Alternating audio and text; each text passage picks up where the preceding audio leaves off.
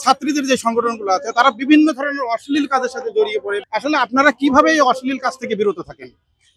এই জায়গায় একটা বড় প্রশ্ন হচ্ছে, বাংলাদেশ ইসলামী ছাত্র সংস্থা শুধুমাত্র নারীদের সংগঠন, যে কারণে এখানে যৌন হয়রানি বা এই ধরনের ঘটনাগুলো আমরা দেখতে পাই না, যেহেতু এখানে পুরুষদের বা ছেলেদের কোনো ধরনের সম্পৃক্ততা নাই এবং আমরা আমাদের কাজগুলো আমরা নিজেরাই করে থাকি। আরেকটা বিষয় হচ্ছে, ছাত্র সংস্থার কোনো কর্মী আসলে অনৈতিক কোনো কাজে জড়িয়ে পড়ার সুযোগটা কম পায়, কারণ সে তো আসলে মৌলিক ইবাদত করে নামাজ রোজা এবং কোরআন হাদিসের উপর তার একটা দখল থাকে এবং সে আসলে ধর্মীয় বিষয়টাকে গুরুত্ব দেয়। একটা অনৈতিক কাজের যে শাস্তি সেটা সে জানে, দুনিয়াবী এবং পরকালীন যে শাস্তি সেটা জানে, এবং তার কাজের পিছনে একটা বড় মোটিভ থাকে হচ্ছে আল্লাহর সন্তুষ্টি অর্জন।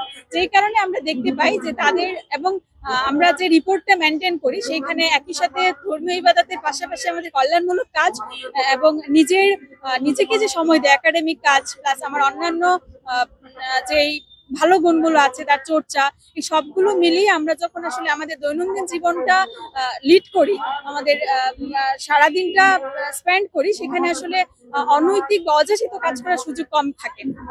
তো সেই জায়গা থেকে আল্লাহর ভয় এবং যে একটা সুশৃঙ্খল পরিবেশ, সেটাই আসলে আমাদের জনশক্তিদেরকে উদ্বুদ্ধ করে সুন্দর এবং স্বচ্ছ একটা জীবনযাপন করার।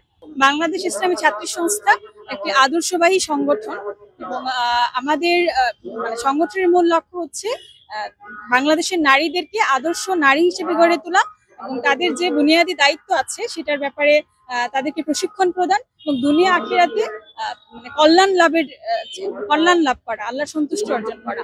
তো সেই জায়গায় বাংলাদেশ ইসলামী ছাত্র সংস্থায় একজন জনশক্তি সে আসলে সেই মূল্যবোধ নিয়ে বেড়ে ওঠে। তার মধ্যে ধর্মীয় বিশ্বাসের জায়গা তৈরি হয়, সে মৌলিক ইবাদত গুলোতে যেমন অভ্যস্ত হয়, পাশাপাশি মানবিক যে মূল্যবোধের চর্চা সেটাতেও সে অভ্যস্ত হয়। তার মধ্যে কল্যাণকামী চিন্তার প্রসার ঘটে